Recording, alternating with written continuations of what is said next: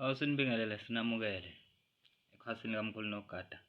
Mawukuthi uyaqala ukungena, yenza sure ukuthi uyasubscribe ukuze uzothola wonke amakhambi esiwakhiphayo athinta ukuphila nokuvikela impilo yomuntu omnyama.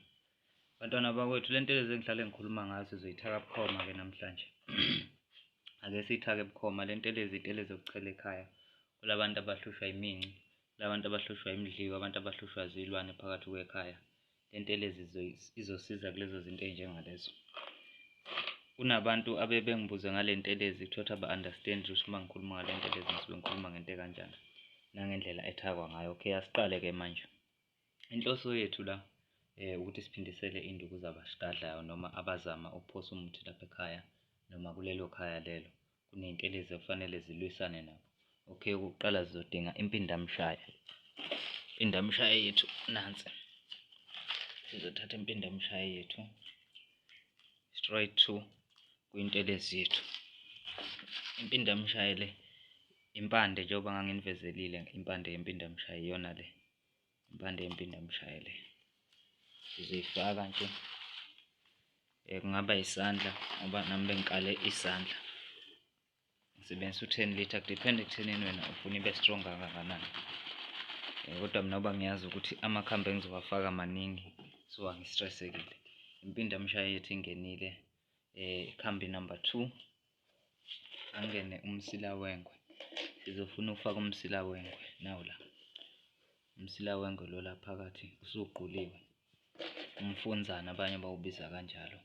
Iwona okwazi ukuhogela izitha lapho ziqhamuka ngakhona. Iwona-ke ozosihogelela izitha-ke kule ntelezi yethu. Sizophinde sidinge ukuthi uma kukhona osolekayo egadleni leli khaya atholakale, sizofaka nalo usolo. Umgadankawu lo sizofaka wona, senzele ukuthi iy'ntelezi zethu zimthole lowo osoleke egangeni lapha phakathi kwekhaya. Iyona ndlela esithaka ngayo le ntelezi nje njalo, kube kuhle abantu bayabuka. Inhloso yethu la ukuthi bahlukumezeke labantu abasigadlayo. Sizophinda futhi sifake umhlakaza. Umhlakaza nhlanzi lo osuquliwe. Umhlakaza nhlanzi lo sizowufaka. Uhamba nokhathi besonga. Khona nokhathi besonga lami uzobuka kahle. Nakho lapha ukhathi besonga lo uhlanganiswe nayo umhlakaza ukuze uma besongela ibahogele le nduku ibese ibakhwebula. Uma behlangene ngegama lethu ibahlakaze. Uphinde futhi bese siyiphakamisa le nduku ngoba kufanele siyiphakamise. Iphakama-ke leli. Iphakama likambindi indoda ibinde enye. Umabindi abanye basho njalo. Umuthi omuhle-ke lo emthini yamacala nasemthini eyisibanga. Faka iphakama lethu. Thokoza gogo. Iy'nduku ziyahisha zi-strong. Njengoba sesenze kanje, ake sithi-ke sifuna ukuthi zivike indaba yezulu njengoba kusehlobo nje. Sizofaka nayo intelezi, insizi yethu noma itshe lethu okuyisithende sezulu.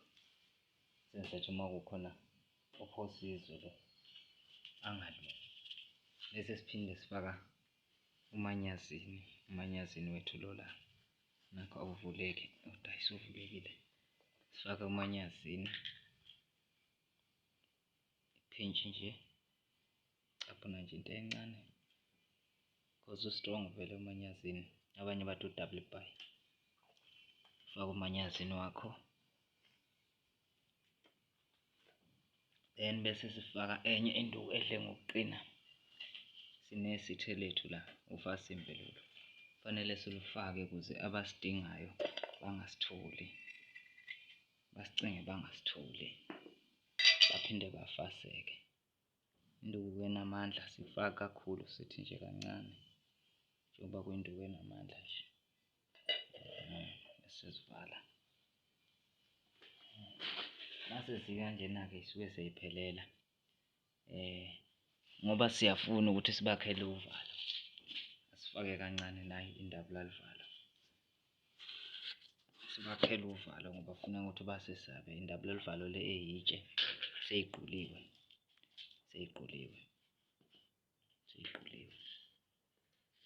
Socabhuna nje into encane ngoba asifuni ukuthi ibe mawala ngoba lapha ekhaya kufanele abantu bangene bangasabi ukungena, abahle kufanele bangene, ingagcini seyisinda mawala.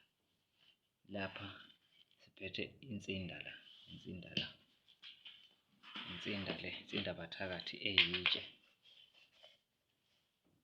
elimhlophe. Ngiyifake-ke nayo uku-eda isisindo kwindabulalival yami. Ngifake okuncane nje, hhayi inqwaba nakho uma uzokubuka ngathi kuyinsinjana nje esindayo. Khona-ke lapha ekhaya kuningana sinakho impela. Masikanjena-ke intelezi yakho iseyiphelele bese uzongifakela nakho lokhu, imali emnyama le, 20 cent lo. Inhloso yethu ukuthenga le mimoya eyenza lokho okubi, siyayixosha ngayo le mali emnyama. Uma unomkhonto-ke uyosebenzisa umkhonto ukuyikovuza le ntelezi yakho noma ukuyihlanganisa. Mina njengomuntu onaney'nduku zami zamandla njengale nduku enginayo la phambi kwenu, induku yamandla le ekwazi ukulawula amakhambi, elawula entabeni, ilawule imimoya. So uma ngisuke ngithaka ngayo, ngihlanganisa ngayo, iyakwazi ukuphakamisa induku, uphakamisa amandla ey'ndukwini zami. Iyo-ke intelezi le bafowethu, iyachela ekhaya 7 days, ichela nje ekhaya, ilwa nabathakathi, ilwa nabenzi bobubi. Ube usuyithatha-ke uyibeka, uyisokhe, ikwazi ukuthi imunce kahle amandla ngoba ifuneka ithi ihlale ukuthi ntambama bese siyichela. Iyobe isilwa nayo-ke abathakathi. Unjalo umthakathi wey'ndaba, unjalo madoda. Iyo-ke le nduku umthakathi, ayikho enye. Bafuna le ntelezi ngiyayikhipha lapha ekhaya, ngiyakunikeza yona uma uyifuna, ungithinte nje ku-WhatsApp ngikulungisele yona le ntelezi ukwazi ukuyithola. Ibasizile abaningi, nathi la ekhaya iyasisiza. Kuya ngokuthi-ke usuke ufuna ukuthi sikuthakele yona kanjani.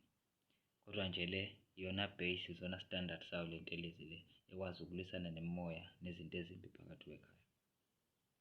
Thokoza mkhulu.